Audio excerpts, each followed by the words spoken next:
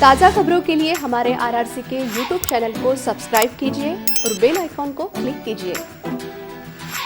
जिस प्रकार corona vaccine लेने के लिए नागरिकों की कतार लग रही है, उसी समान खरीफ हंगाम को देखते हुए सुबह 5 बजे से किसान यूरिया और डीएपी खाद के लिए कृषि केंद्रों के बाहर कतार लगा रहे हैं।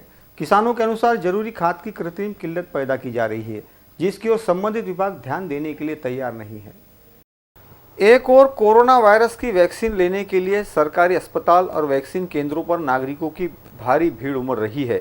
वहीं दूसरी ओर यूरिया और डीएपी खाद लेने के लिए कृषि केंद्रों पर किसानों की भीड़ लग रही है। यूरिया और डीएपी खाद का स्टॉक चुनिंदा कृषि केंद्रों पर उपलब्ध होने के कारण बीज और खाद की खरीदी के लिए किसान भारी भीड़ कर रहे हैं। कोरोना वैक्सीन के समान ही सुबह 5 बजे से किसान कृषि केंद्रों के बाहर कतार लगा रहे हैं। डीएपी और यूरिया के समान ही महाबीज के बीजों की कमी होने के कारण किसानों को निराश लौटना पड़ रहा है। अकोला जिले में रासायनिक डीएपी और यूरिया खाद के साथ ही महाबीज के सोयाबीन बीजों की कमी होने के कारण किसानों को दर बदर भटकने की नौबत आ रही है। अकोला जिले में बीज और खाद के व्यापारियों द्वारा कृत्रिम कमी किए जाने की चर्चा किसानों में चल रही है। 7 जून से बारिश आरंभ होगी। आगामी खरीफ हंगाम को देखते हुए किसान वर्ग अभी से बीज और खाद की व्यवस्था में लगा हुआ है। उसमें भी आवश्यक खाद विशेषकर यूरिया और डीएपी खाद उपलब्ध न होने के कारण किसान परेशान हो गया है। खरीफ हंगाम को देखते हुए जिलाधिकारी ने सुबह 7 बजे से दोपहर 1 बजे तक कृषि आवश्यक दुकानों को खोलने की अनुमति दी है। बावजूद इसके खाद और जरूरी यूरिया पाने के लिए किसान सुबह से ही कृषि केंद्रों के सामने भीड़ लगा रहे हैं। प्राप्त जानकारी के अनुसार शहर के कुछ कृषि केंद्र संचालकों ने डीएपी खाद उपलब्ध होने के बाद भी किसानों को खाद नहीं दिया जा रहा है। अन्य रासायनिक खादों में भी कृषि संचालकों ने मनमाने तरीके से रेट तय किए हैं। खरीफ हंगाम समीप आ गया है। इसे देखते हुए किसानों ने बुआई के पहले के काम शुरू कर दिए हैं। किसान कृषि केंद्रों पर रासायनिक खाद की खरीदी में जुट गए हैं, परंतु कृषि केंद्र संचालक खाद नहीं होने की बात कह रहे हैं। किसानों की जान पहचान देखकर खाद उपलब्ध कराया जा रहा है, जिसे देखते हुए संबंधित विभागों को किसानों की समस्या और लूट से निजात दिलाने की मांग की जा रही है। शेतकऱ्यांची समस्या बिजवाई आणि खत मिळत नाही आहे। बियाण्याचा आधी शासनानं ऑनलाईन करायला लावलं कागदपत्र घेऊन, आता त्या ऑनलाईनचं काही हे नाही आहे। आता इथं जे डीलरशिप आहे महाबीजचं बियाणं दुसऱ्या दुकानात अवेलेबल नाही।